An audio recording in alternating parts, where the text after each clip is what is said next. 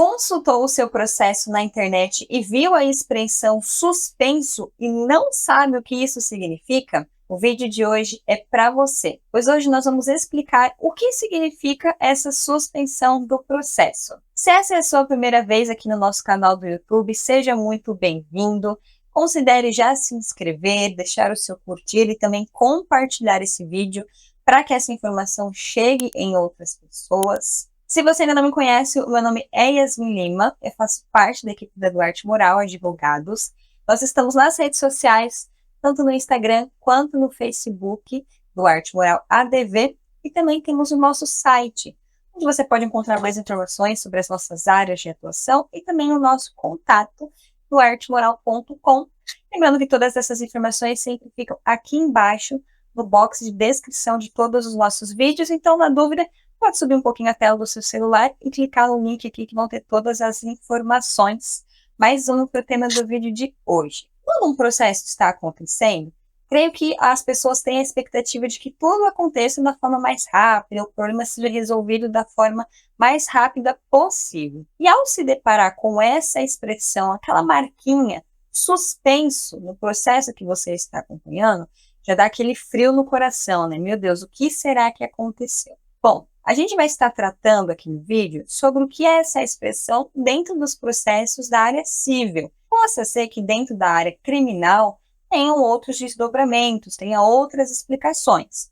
A gente vai estar falando somente sobre o direito civil. Então, se você está acompanhando um processo criminal e viu essa expressão, processo suspenso, e quer saber o que ela significa, o ideal é que você consulte o seu advogado que está te ajudando nesse processo criminal para poder te informar com mais clareza o que esse termo significa dentro da sua ação. Hoje a gente vai estar tratando sobre exemplos mais cotidianos, mas com o olhar do direito civil. Então, dentro do nosso Código de Processo Civil, a gente tem um artigo específico que fala das causas em que um processo pode ser suspenso.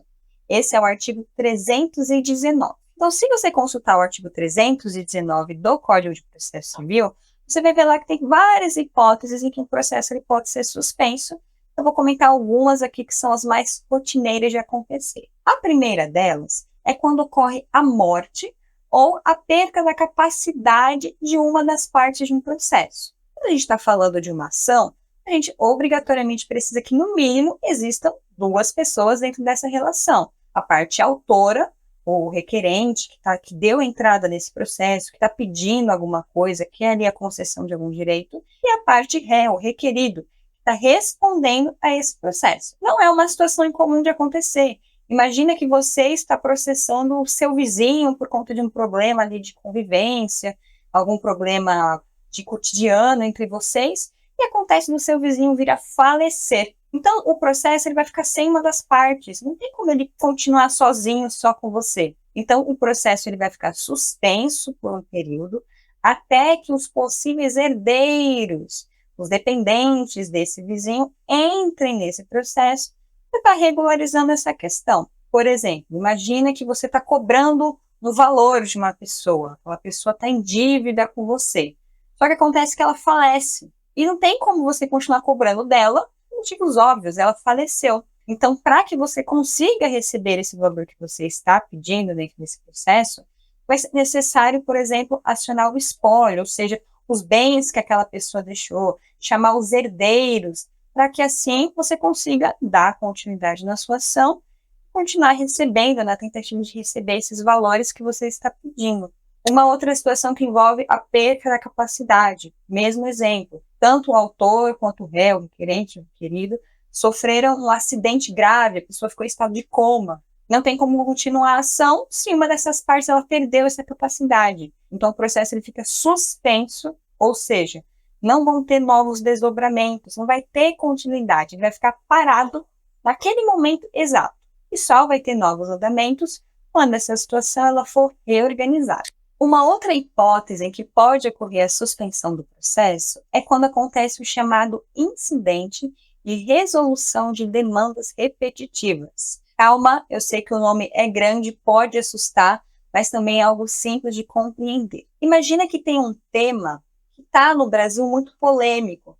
Às vezes o entendimento aí da lei tem uma brecha E várias pessoas estão entrando na justiça para discutir aquele mesmo assunto. E aí, um juiz de um estado está decidindo de uma coisa, o juiz de outro estado está decidindo de outra forma. Então fica essa divergência. Um diz que sim, o outro diz que não, tem direito, não tem direito. E isso vai causando uma insegurança jurídica.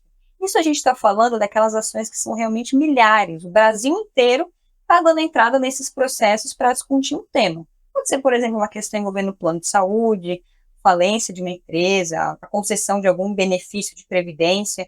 São esses casos mais comuns de muitas pessoas entrarem com essa ação e ter esse problema de decisões divergentes. Então, nesse momento, todos esses processos que estão falando do mesmo assunto, eles vão ser suspensos, vão ficar paradinhos ali naquele momento, para que esse tema que está em discussão, ele suba para as instâncias superiores, para que os ministros decidam sobre aquilo. E assim, quando eles tiverem uma decisão, os processos que estão ali embaixo, eles vão voltar a correr. Isso é feito justamente para tentar evitar essa insegurança.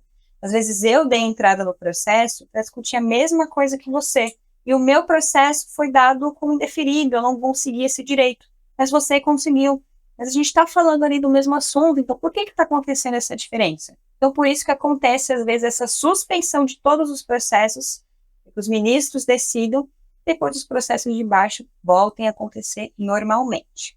Uma outra situação, que essa não é tão comum de acontecer, mas também está descrita nesse artigo 319 do CPC, é quando o processo ele pode ser suspenso por convenção das partes, ou seja, pelo próprio pedido das partes para que o processo ele fique suspenso por um período, seja para que elas tentem resolver a situação de uma forma extrajudicial, seja porque as duas concordam que precisam providenciar algum documento importante que vai levar um pouco mais de tempo.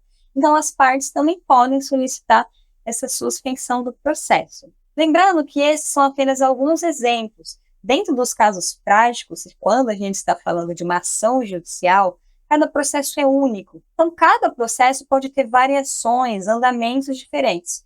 Então, não tem receita de bolo, fórmula mágica. Na dúvida, viu essa expressão, não sabe se enquadra exatamente em um desses exemplos que eu trouxe aqui no vídeo de hoje? Consulte o seu advogado e pergunte a ele o motivo do seu processo estar suspenso, pois pode ser a situação de ser um desses exemplos que eu trouxe aqui, ou como pode ser uma outra situação. Cada caso é um caso, por isso que eles precisam ser analisados de forma individual. Eu espero que o vídeo de hoje tenha te ajudado. Agora que você já sabe o que é a suspensão de um processo, considere também se inscrever aqui embaixo no nosso canal do YouTube, deixar o curtir, o comentário, compartilhar. E eu vejo vocês na próxima semana. Até mais!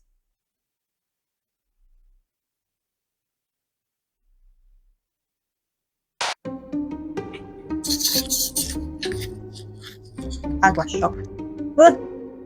É pela dor de garganta.